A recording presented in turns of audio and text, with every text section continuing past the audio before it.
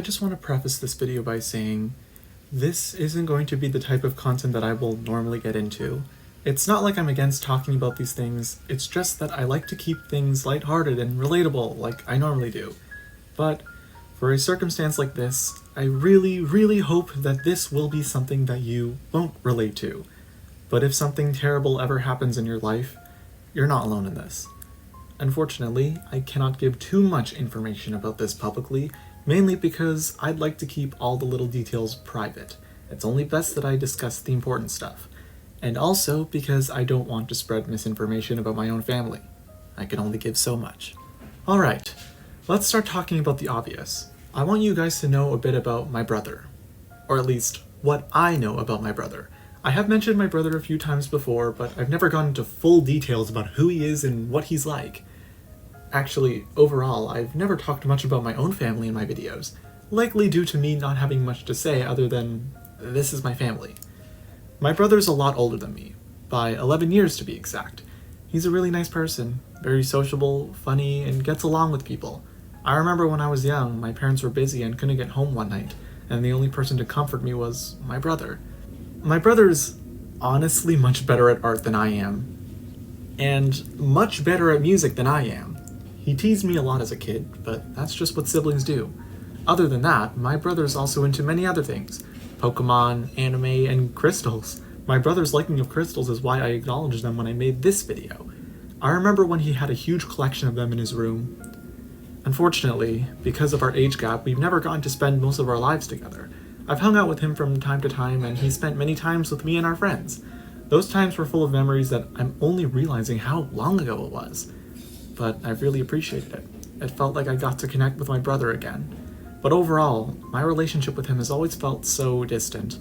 Maybe I don't know enough about him. I've always wanted to get to hang out with him, but I've never found the time. For so long, I've been so worried about him. I've texted him happy birthday the past 2 years, and whenever I saw him reply back, I felt relieved, because I knew that he was okay.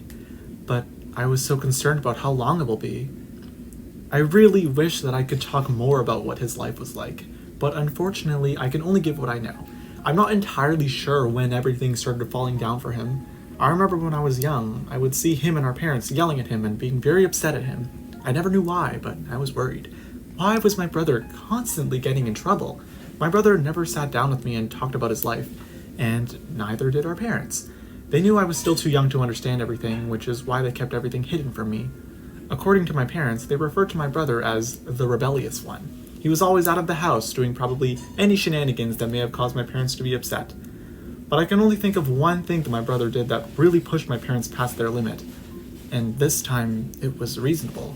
I can only assume that this is what started it all. My brother fell into a drug addiction, and he couldn't stop himself. Not even my parents could.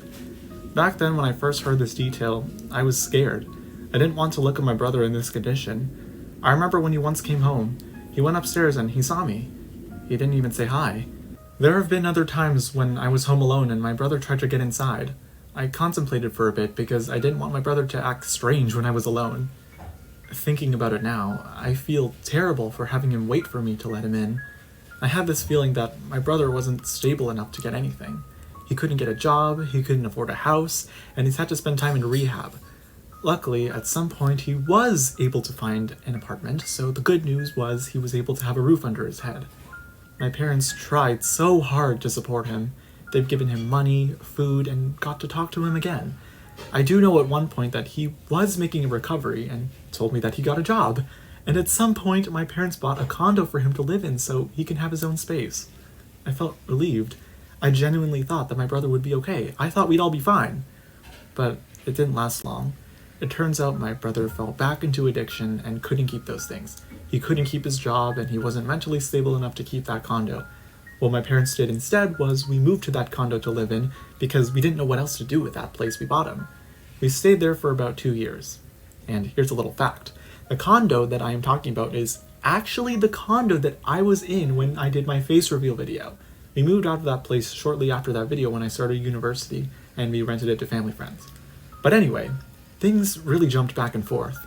Things started getting worse, then it got better, and now it got worse again.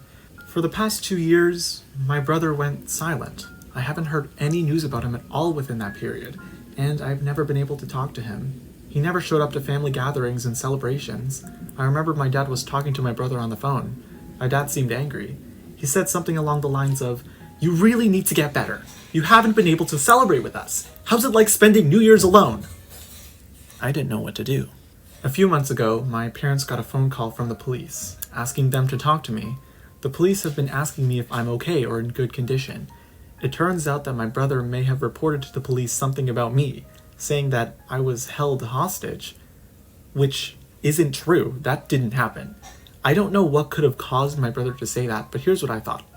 I think my brother was hallucinating, imagining scenarios in his head that never happened. But my parents were more frustrated than concerned. They just presumed that he's ill and needs to recover. My worry for him grew more. On February 5, the police showed up to our house. Based on what happened last time, my parents thought it's just my brother making things up like before. When they entered our house, they asked me to step out of the room. They must have wanted to tell my parents what happened first. I didn't know what was going on. But suddenly, I heard my parents scream, cry. I wasn't expecting that reaction. I didn't know why they were crying, but there was one thing that I thought of that caused them to react this way. I tried to listen to what the police were saying, and I heard them murmur the word, funeral. That's when I knew. My mom eventually stepped into the room, and she told me that my brother passed away.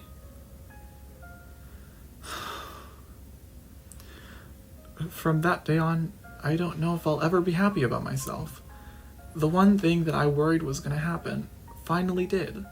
Hearing something about this was the last news I wanted to hear. I really didn't think it was going to be so sudden. Slowly, we eventually started telling everyone about the news, and of course, we wanted to dedicate an important memorial for him. On February 19, we attended his funeral. I got to see his soulless body resting in his casket. That was something I was so afraid to see, but I knew I had to eventually. During the event, people got to say a few words about him and say a couple prayers. I, however, wanted to do something special. I remember a few years ago, I wanted to start playing the guitar more ever since I started learning in school. My brother gave me his guitar, and I decided to sing a song to remember him, using his guitar that he gave me. The people really liked it, and I'm glad I got to show my essence of talent, as a way of acknowledging my brother. I truly hope that my brother is much happier now, whether he's just sleeping eternally or roaming around in the clouds. And I hope that whenever any one of you experiences this in your life, it's alright to be sad. Death is inevitable, and so is grief. And some things I'd like to make clear, because I don't want anyone to think wrongly. I don't want anyone to think my brother was a criminal or a terrible person. He's not. He's the opposite of that. I also don't want anyone to think that his death was intentional. My brother was never hurt by anyone. He likely never wanted this to happen, but couldn't stop himself. He was alone. He died alone. He was found in the bed of his apartment. And I don't actually know his cause of death.